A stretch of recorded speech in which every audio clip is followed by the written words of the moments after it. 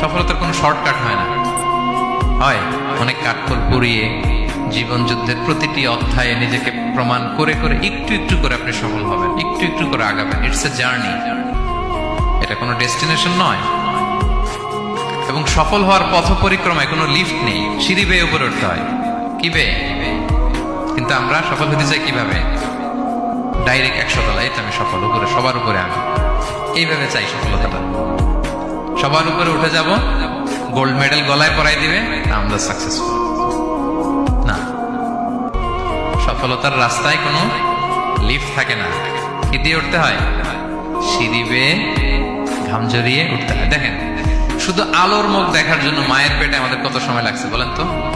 Just একটু light, হ্যাঁ, 9 মাস 10 মাস সময় লাগছে শুধু একটু আলো দেখবো আমরা। একটু আলোর মুখ দেখার জন্য আমার লাগছে 9 মাস।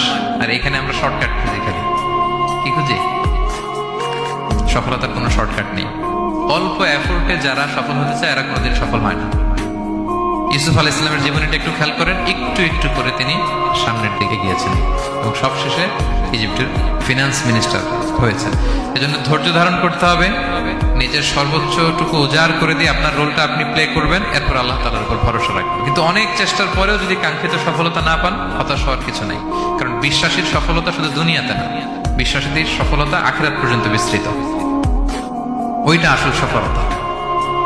ফামান যুহজিহা আনিন নারি ওয়া উদখিলাল জান্নাতা ফাকাদ ফাজ।